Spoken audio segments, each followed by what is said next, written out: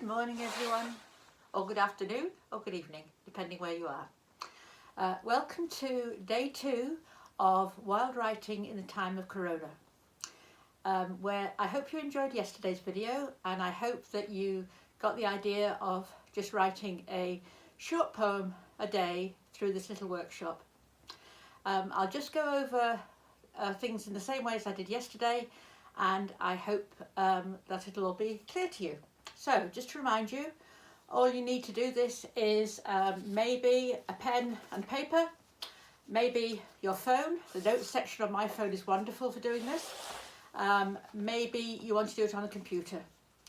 So, here, let's have a go at the workshop, and then I'll talk to you a little bit at the end maybe about what we can do with poems. So, today's 6 categories. Are you ready for them? Okay, so I suggest that you maybe do numbers 1 to 6, because that works quite well, and then you can write what you choose in those categories. So the first thing I'd like you to write down, number 1, is the name of a famous person. So somebody who you know is famous and you know is well known in your country or culture or whatever. So name of a famous person. Number 2, the second one, is some form of transport. So something that moves things around. Can be any form of transport at all. The third one I'd like you to do is a metal, some sort of metal. So there's a whole range. I'm no scientist, but I know there's many, many metals. So you choose one. It can be an ordinary one or a precious one, doesn't matter. The fourth one is the name of a game, any sort of game. The world is full of many, many, many, many different games. So you put the name of the one that comes to your mind. The fifth one is the name of a fruit. So some sort of fruit. And the sixth one today is an item of clothing. So anything that a person would wear, so an item of clothing. So you should have in front of you now the name of a famous person, a sort of transport, a metal, a name of a game, the name of a fruit, and something that you would wear, an item of clothing.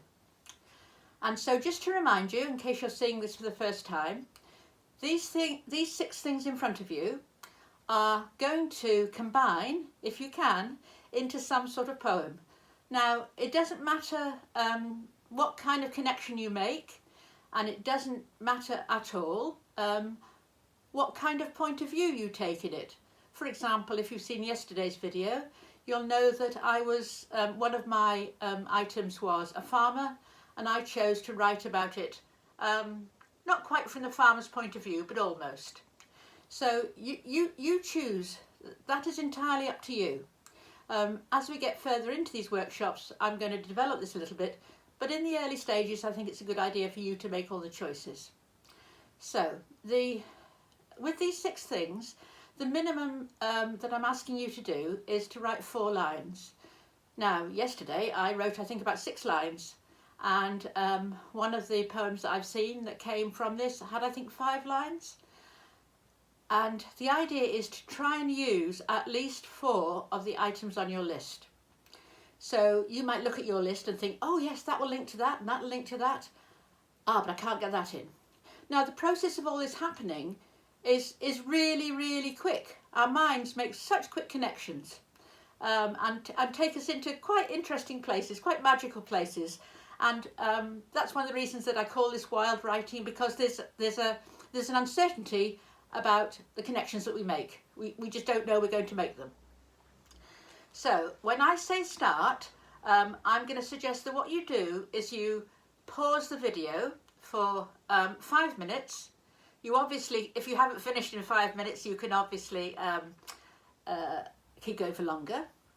But you're going to try and write 4 lines of poetry. So basically that's 4 separate lines on a page. They don't have to rhyme, They can link to each other. They could be, if you wanted to, 4 separate statements in a way. So it doesn't matter at all. The fact that they are 4 separate lines on the page will mean that that constitutes a poem. Okay? So when you are ready, pause the video and start writing, and give yourself 5 minutes. Okay? Start.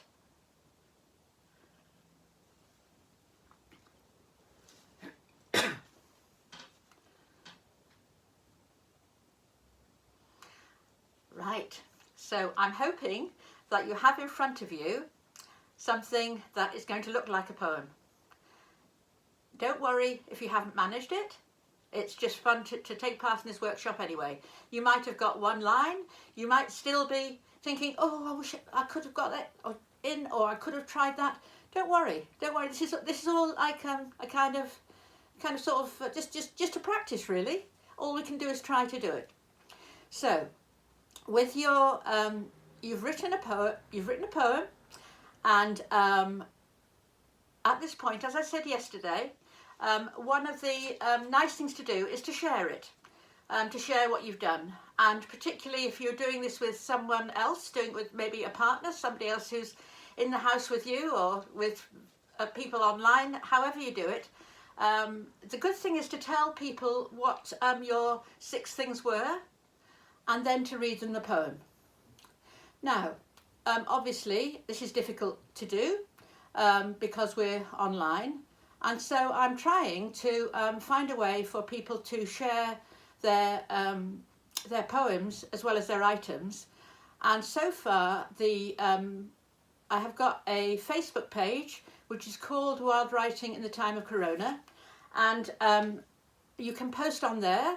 In fact, I had a very nice post last night from a lady who had not only put the 6 items, but she'd also, and her poem, but she'd also put a lovely picture. And somehow I think that's quite uplifting. So if you have access to Facebook, do go to that page. I think you might possibly have to find it under community on the page. But please put your posts on. I would love to see the poems, and I'm sure other people would as well. I'm going to work on the idea of some sort of blog. In fact, I was going to suggest that I'm sure many of you are much more technologically minded than me, and could set up your own wild writing blog, which would be wonderful. And then you would have a record of what you did each day. And we will change slightly as we go through the time. But I hope you've enjoyed that. Do feel free to get in touch with me. As I said, it's on Facebook, and it's also on Twitter under the same name. So meanwhile, I hope you have a very good day wherever you are, and I hope that this little bit of creativity in what is probably for many of us a very different sort of day, I hope that lifts your spirits. Bye bye, and I will see you tomorrow.